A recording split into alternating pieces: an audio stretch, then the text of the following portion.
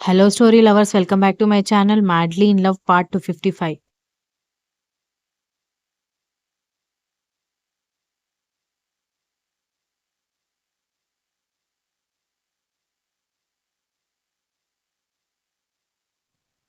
కర్ణ వెంట మిగిలిన వాళ్ళు కూడా వచ్చేసి సీక్రెట్‌గా అక్కడ జరిగేది చూస్తూ ఉంటే, నెమ్మదిగా డోర్ మీద నాక్ చేసి, బేబీ అని రాస్పీ వాయిస్‌తో పిలిచాడు కర్ణ.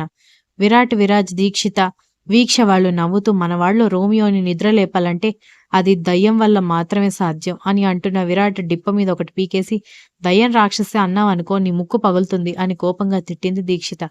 ఎంతో నెమ్మదిగా ఉండే దీక్షితలో కూడా రాక్షసిని నిద్రలేపాలంటే నీ తర్వాతే బావా ఎవరైనా అని వీక్ష వెటకారంగా అనగానే, అంటే ఏంటి నీ ఉద్దేశం? నేనంత ఓవర్‌గా వాగుతాను అంటున్నావా? అని అడిగాడు ఉక్రోషంగా.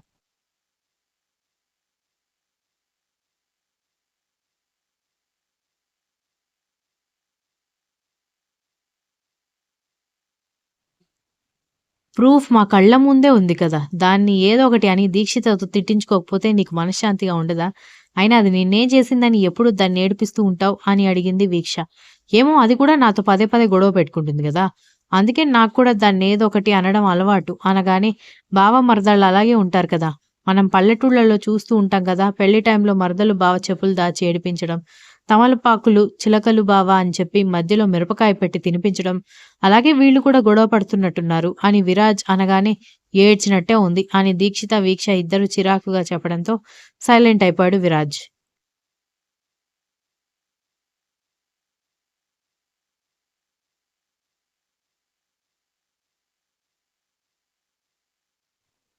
మొబైల్‌లో ఇన్‌స్టాగ్రామ్‌లో రీల్స్ చూస్తున్న దక్ష కర్ణ గొంతు వినిపించేసరికి ఒక్కసారిగా గూస్ బంప్స్ వచ్చినట్టుగా అనిపించి, అయ్యగారేంటి ఇంత ప్రేమగా పిలుస్తున్నాడు అనుకుంటూ డోర్ దగ్గరకొచ్చి, ఏంటి అని అడిగేసరికి డోర్ ఓపెన్ చేస్తే తెలుస్తుంది బేబీ అని చిలిపిగా అన్నాడు.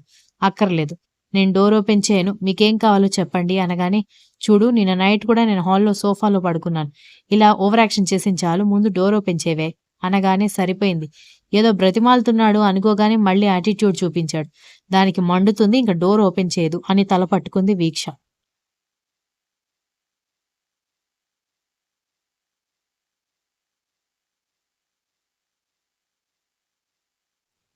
సేమ్ ఫీలింగ్ నాకు కూడా. వీడెప్పుడు వీడి ఒరిజినాలిటీని మర్చిపోవడు అని విరాట్ చిరాకుగా అనుకుంటూ ఉంటే, అయితే వీళ్ళ అలక తీరేదెప్పుడు? వీళ్ళ మధ్య భార్యాభర్తల సంబంధం పూర్తిగా పరిపూర్ణమయ్యేదెప్పుడు అని దీక్షిత కంగారుగా అనగానే, నీ మరిది వాడి యాటిట్యూడ్ తగ్గించుకున్నప్పుడు, నీ చెల్లెలు దాని కోతి వేషాలు తగ్గించుకున్నప్పుడు అని అన్నాడు విరాట్. పెద్ద పండుకోతివి నువ్విక్కడున్నావు కదా! ఇంక అదేం చేస్తుందిలే అని దీక్షిత వెటకారంగా అనగానే, చెల్లెల్నేమైనా అంటే చాలు అమ్మగారికి రోషం, పౌరుషం ముక్కు మీద నుంచి పొడుచుకొస్తుంది అనగానే, అవును మరి దాన్నన్నావంటే నువ్వు నన్ను కూడా అన్నట్టే అని దీక్షిత అనగానే, అమ్మో! అలా ఫీలవ్వకే తల్లి. నిన్ను బ్రతిమాలుకోవడానికి నాకు 2 వారాలు పట్టింది. ఇంక నా వల్ల కాదు అన్నాడు విరాట్.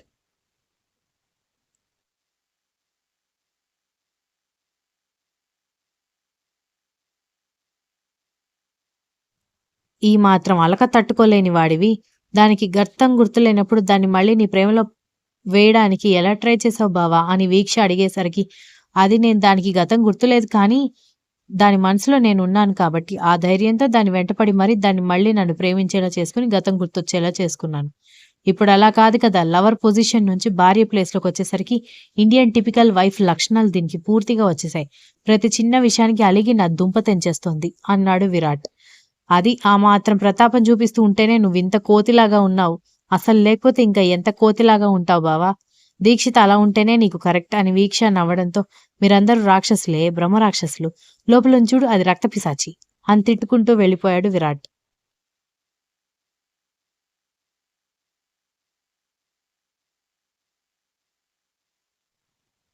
డోర్ ఓపెన్ చేయకపోతే నువ్వు చాలా మంచి సర్ప్రైజ్ మిస్ అయిపోతావని అంటున్న కర్ణ మాట పూర్తి కాకముందే డోర్ ఓపెన్ చేసి అతని చేతుల్లో ఉన్న ఫుడ్ ఐటమ్స్ చూసి ఆశ్చర్యపోయింది. మీరిస్తానని చెప్పిన సర్ప్రైజ్ ఇదేనా? అని దక్ష వెటకారంగా అడగడంతో కర్ణ సీరియస్‌గా చూస్తుంటే, ఒసేయ్ పిచ్చిదానా ఇవన్నీ ప్రిపేర్ చేసింది బావ, మేం కాదు అని వీక్ష చెప్పేసరికి షాక్ అయింది దక్ష.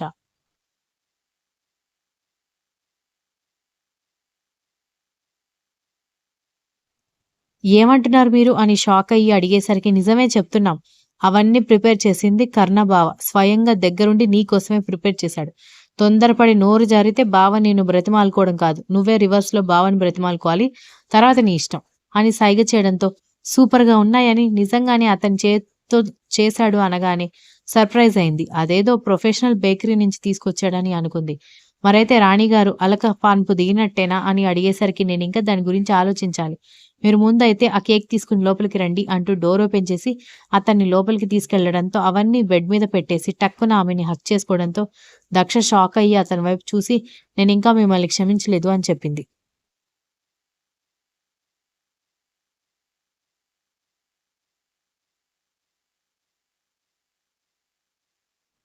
క్షమించకుండా ఏం చేస్తావే అని అంటూ ఏంటి ఓవర్ యాక్షన్ చేస్తున్నావు?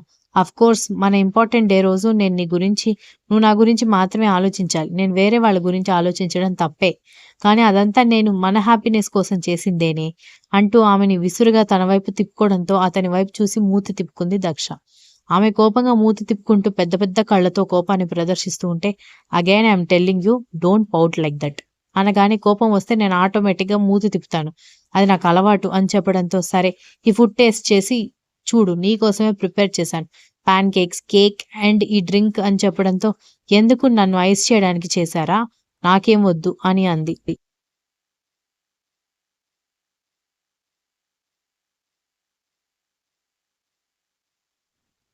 నిన్ను ఐస్ చేయాల్సిన అవసరం నాకెందుకుందే? నన్ను చూస్తేనే నువ్వు దూరంగా ఉండలేవు. అందుకే కదా నాకెదురు పడకుండా 2 రోజుల నుంచి నాటకాలు చేస్తున్నావు అనగానే అమ్మో! కనిపెట్టేశాడు. ఎందుకీ అబ్బాయిలు ఇంత ఇంటెలిజెంట్‌గా ఉంటారు అనుకుంది. ఆ మాత్రం ఇంటెలిజెన్స్ మాకు లేకపోతే మీలాంటి అమ్మాయిలు మాతో ఆడుకుంటారు కదా! అనగానే షాక్ అయ్యి నేను మనసులో అనుకున్నాను గదా! మీకెలా వినిపించింది? కొంపదీసి బయటకన్నానా? అనగానే కొంప తీయకుండానే మనసులోనే అనుకున్నా. కానీ నువ్వెప్పుడు ఏం ఆలోచిస్తావో నాకు బాగా తెలుసు బేబీ అని అంటూ అందంగా ముద్దుగా కనిపిస్తున్న ఆమె నుదుటి మీద ముద్దు పెట్టి టేస్ట్ చేసి ఎలా ఉందో చెప్పు. నీకోసమే చాలా రోజుల తర్వాత ఆప్రాన్ కట్టుకున్నాను అన్నాడు.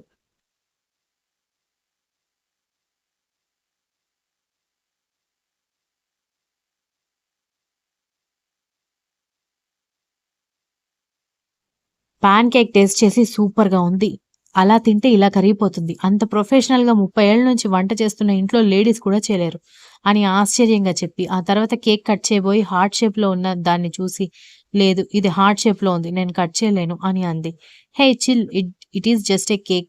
యూ కెన్ కట్ దట్ అని అనగానే, నో నా వల్ల కాదు అని చెప్పడంతో, అరే నా మాట విను కట్ చేయకుండా ఎలా తింటావు అని అడిగాడు. నా వల్ల కాదండి నేను కట్ చేయలేను అని రిక్వెస్ట్ చేస్తూ ఉంటే నీకు పిచ్చి పరాకాష్ఠకి చేరింది. నోరు మూసుకొని కట్ చేసుకొని తిను. నీకోసమే చాలా కష్టంగా చేశాను. అనగానే అతను అంతలా తనని తినమని రిక్వెస్ట్ చేస్తూ ఉంటే, కాదని చెప్పలేక ఒక పని చేద్దాం. మీరు కేక్ కట్ చేస్తే మీరు నా హార్ట్ బ్రేక్ చేసినట్టుగా మీరు ఫీల్ అవ్వాలి. నేను కట్ చేస్తే నేను మీ హార్ట్ బ్రేక్ చేసినట్టుగా నేను ఫీల్ అవ్వాలి. దాని బదులు ఇద్దరం కలిసి కట్ చేస్తే ఈ మూమెంట్ సెలబ్రేట్ చేసుకున్నట్టుగా ఉంటుంది. కానీ ముందే చెప్తున్నా నాకు కోపం పోలేదు. ఇది తిన్న తర్వాత మిమ్మల్ని బయటికి గెంటేసి నేను మళ్ళీ డోర్ లాక్ చేసుకుంటాను అని చెప్పింది.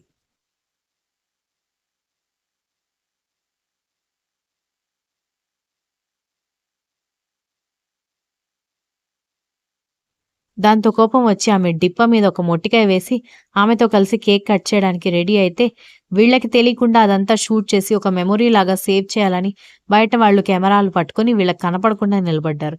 ఇద్దరు కలిసి కేక్ కట్ చేసిన తర్వాత ఒకరికొకరు ఒకరి కళ్ళలో ఒకరు చూసుకుంటూ తినిపించుకుంటూ ఉంటే ఆమెకి రెండు వైపులా చేతులు పెట్టి నెమ్మదిగా ఆమె దగ్గరికి జరిగి I'm sorry baby you know what ఆ రోజు కోసం నీకంటే ఎక్కువగా నేనే నిన్ను ఫస్ట్ టైమ్ చూసిన దగ్గర నుంచి వెయిట్ చేస్తున్నాను. అండ్ ప్రత్యేకంగా కేక్ ప్రిపేర్ చేయడానికి కారణం ఏంటో తెలుసా? నేను మామూలుగా షుగర్ నేను తిననివ్వను. నేను తిన్ను అన్నాడు.